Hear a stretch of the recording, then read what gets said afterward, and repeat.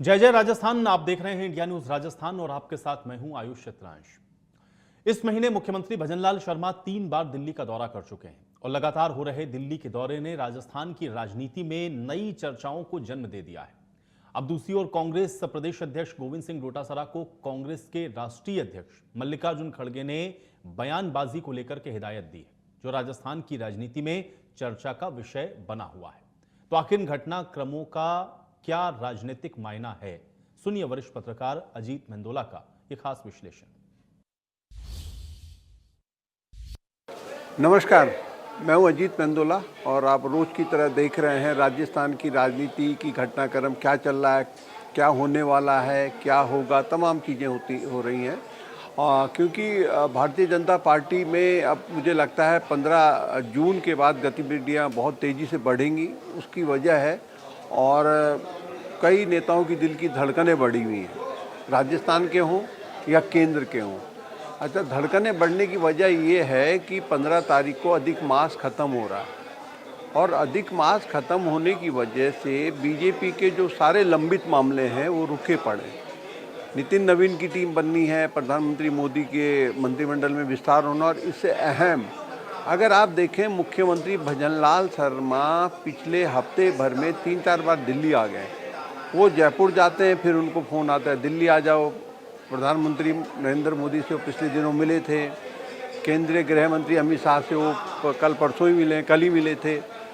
तो अब भजनलाल जी भी टेंशन में हैं। भजनलाल जी टेंशन में इसलिए हैं कि अब उनकी भी टीम का पुनर्गठन हो सकता है, जिसकी वो भी काफ़ी दिनों से लंबित पड़ा है। इसके अलावा जो राजनीतिक नियुक्तियां होनी हैं वो करनी हैं, तो उसमें तमाम प्रेशर होंगे। कई सारे नेता जो उम्मीद लगाए हुए थे कि उन्हें कोई पद मिलेगा, अब कई सारे हैं जो कांग्रेस से बीजेपी में आए थे चुनाव के टाइम पे, उनमें से तो किसी को अभी कोई पद नहीं मिला है। बड़ी लंबी लिस्ट है वो कांग्रेसियों की, बीजेपी में आने वालों की। हो सकता है कि कुछ दिन बाद वो वापस कांग्रेस में चले जाए।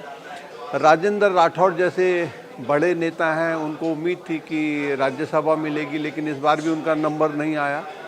कई तमाम नेता हैं, तो भजनलाल का टेंशन यही होगा कि भाई किसको कहाँ फिट करें, किसको कहाँ पद दें। दिल्ली, हालांकि होना सब कुछ दिल्ली से ही है, दिल्ली से एक लिस्ट थमाई जाएगी और उस लिस्ट के बाद मुख्यमंत्री भजनलाल शर्मा जब आदेश होगा कैबिनेट का भी फेरबदल या विस्तार जो भी कर देंगे। और ये भी एक खबर है कि मंत्रियों के कामकाज की समीक्षा दिल्ली ने कराई है और जिस भी मंत्री को लेकर लगेगा कि इसका कामकाज ठीक नहीं है उसको ड्रॉप किया जाएगा। और वो कहते हैं 8-10 मंत्रियों की लिस्ट है वो। अब उस 8-10 मंत्रियों में किसका नाम होगा, किसका होगा, ये मैं पता लगाने की कोशिश कर रहा हूँ। जल्दी पता लगा के उसको मैं आपको बताऊँगा।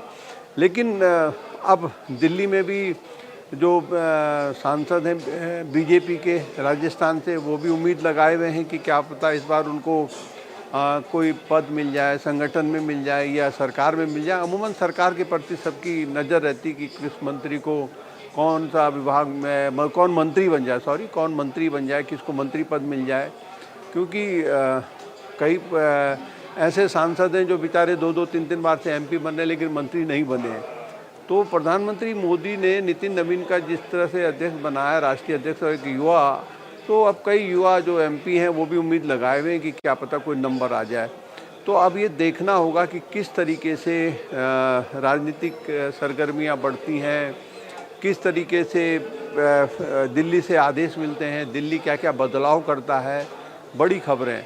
तो अब गिनती के 2-3 दिन रह गए हैं, 2-3 दिन जैसे ही ख़त्म होंगे वो होगा। लेकिन उसके अब कांग्रेस की हालचाल सुनिए। कांग्रेस में जो हुआ सो हुआ।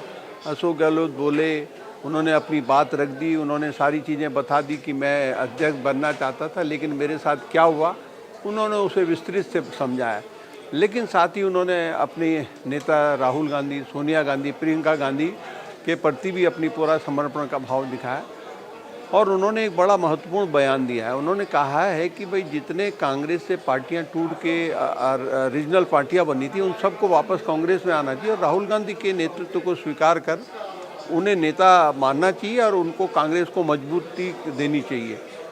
तो क्योंकि संजय राउत जो उद्धव ठाकरे पार्टी के नेता हैं, उन्होंने भी कही थी ये बात कि भाई ममता बनर्जी को लेकर ये बात सामने आई थी कि ममता बनर्जी को वापस कांग्रेस में आ जाना चाहिए। और अच्छा हो कि ममता बनर्जी कांग्रेस में आए, पद वद को लेकर पद की बात ना करे।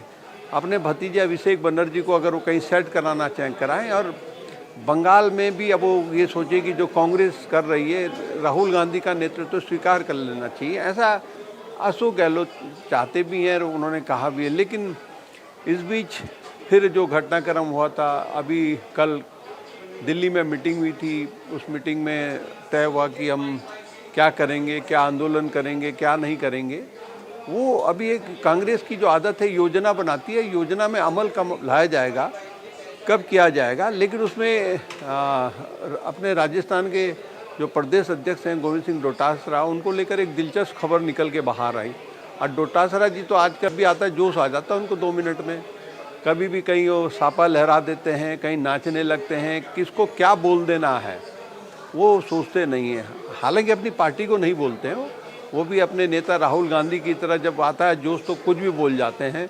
और वो जो टिप्पणियां करते हैं नेताओं पे या बीजेपी के नेताओं पे या सरकार पे, उस पर तो उसको लेकर एक मीठी हिदायत उसको खड़गे जी ने कहा भाई ये नहीं बोला जाना चाहिए, गलत बात है। अब खड़गे जी राहुल गांधी तो क्या क्या बोल जाते हैं, उसको लेकर पार्टी में एक बड़ा चिंता भी होती है। लेकिन अब राहुल गांधी चाहते हैं कि प्रधानमंत्री मोदी पर ही अटैक रखा जाए, उनके खिलाफ जो आप बोल सकते हैं बोलिए। इसको लेकर पार्टी में थोड़ा एक रहता है कि भाई प्रधानमंत्री के पद का थोड़ा गरिमा रखी जानी है। लेकिन अब कांग्रेस की राजनीति कुछ इस तरह की हो रही है। अब तो कल मीटिंग में डोटासरा को एक तरीके से ये कह सकते हैं कि हिदायत ये दी गई, लेकिन ये एक तरीके से उनकी प्रशंसा भी मानी जा रही है। क्योंकि अभी पिछले दिनों बड़ी खबरें चलाई जा रही हैं। अब वो संगठन में बदलाव हो रहा है, राष्ट्रीय स्तर के संगठन में बहुत सारे सोशल मीडिया में पत्रकार पैदा हो गए हैं। एक पत्रकार महोदय ने तो आज बड़ी बढ़िया काम कर दिया। अभी कल ही कांग्रेस आला कमान ने 3 सदस्य, जिसमें एक अपने राजस्थान के जाटव मेंबर ऑफ पार्लियामेंट हैं, उनको भी सदस्य बनाया गया है। वो 3 कमेटी पंजाब जाएगी, वो देखेगी कि लड़ाई झगड़ा कैसे चल रहा है, किसको अध्यक्ष बनाना है, किसको कैंपेन कमेटी का अध्यक्ष बनाना है। लेकिन कुछ पत्रकारों ने आज ही घोषित कर दी, मतलब वो कमेटी कब रिपोर्ट देगी, हफ्ते 10 दिन में, तब राहुल गांधी घोषणा करेंगे।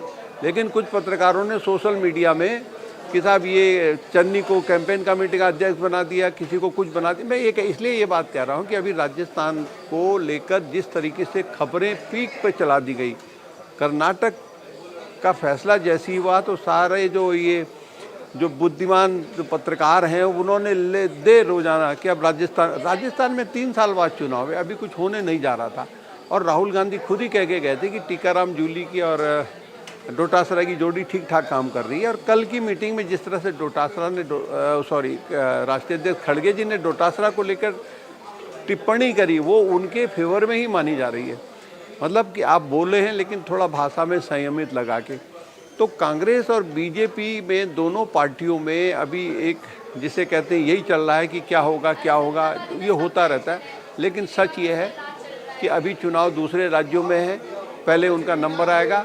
और लेकिन हाँ, भजनलाल शर्मा की टीम में बदलाव हो सकता है, कई अपने राजस्थान के नेता संगठन में आ सकते हैं। तो अब इंतज़ार करना पड़ेगा कि कब प्रधानमंत्री मोदी और अपना मूड बनाते हैं और कब नितिन नवीन की टीम को घोषित किया जाता है। तब तो उसका इंतज़ार मैं भी कर रहा हूँ, आप भी करें। धन्यवाद। जयपुर में आयोजित एक प्रेस वार्ता